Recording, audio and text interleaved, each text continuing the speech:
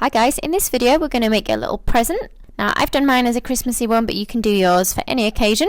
So I've got some pale green flower paste here, and I'm just going to cut some leaves out. I couldn't find my holly leaf cutter, so I had a poinsettia leaf cutter that I used instead.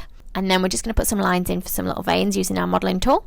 I'll put links in the description box below the video to everything that I've used for the tools and equipment. I'm just going to make some berries in a pink, just round balls of fondant, and we're just going to press a little star shape in the end. I'm also going to make a little snowman now with some round balls of white. I'll maybe make two. I'm trying to keep everything pastel colours for this one.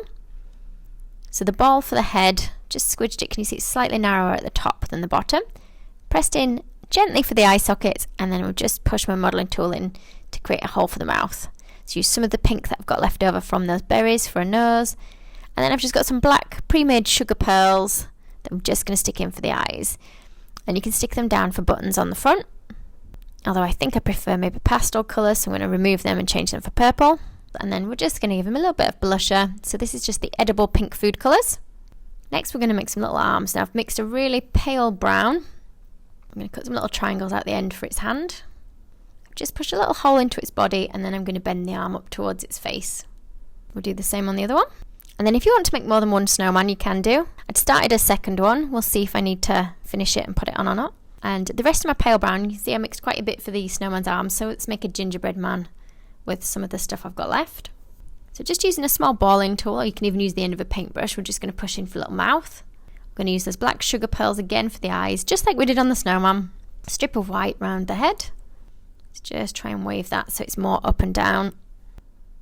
You can give him some blusher if you like, which is the edible food dust. Again, I'll put links in the description box below.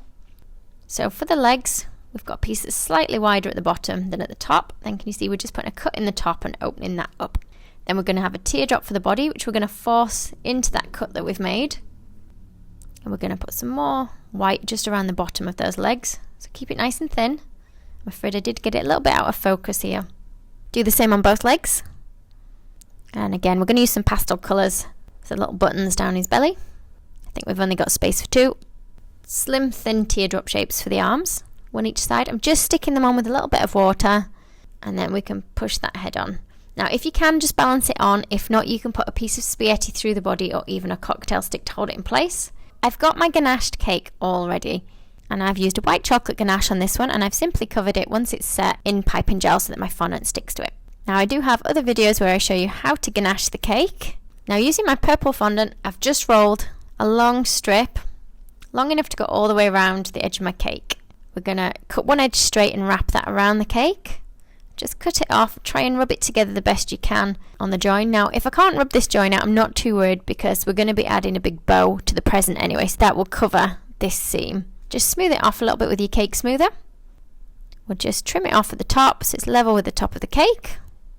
Then I'm going to roll some more of my pale purple. I'm going to stick it to the top of the cake, just smooth it off again.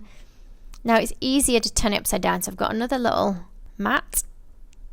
So I've just put that on the top. We're going to flip it over. So this is the bottom of the cake now, so you can see where my ganache is when you look underneath. Then I'm going to cut all the way around the top edge, which is currently at the bottom. Then what I'm going to do is I'm going to cut a strip just a little bit bigger than an inch or so wide. And this is going to go around what will be the top of our little present. At the moment, again, it's still at the bottom, so it's just got a little bit of water in place there. I'm going to wrap this all the way around. Can you see just like that? Just make sure it's pressed firmly down all the way around, and we need to turn it back up to the correct way around. And we're going to mark on some dots. You can mark them freehand if you want, but I've got this tool that does it for me, so I know where to position my white polka dots that I'm going to put on. So do the sides and the top. Now I've not quite lined them up, so we've got some double dots near the top, but we'll cover those up shortly. Now I've iced a big square cake drum just in white fondant, and I've put a little bit of water on there so it goes a bit tacky, and we're just going to place our cake onto there. Now everywhere that I've made those little holes or marks, I'm going to add a tiny bit of water, and then I've rolled some white fondant really thin, and we're just going to use a round plunger cutter then to cut out the dots, and we're going to stick those over those little marks we made. Do that till your cake's fully covered.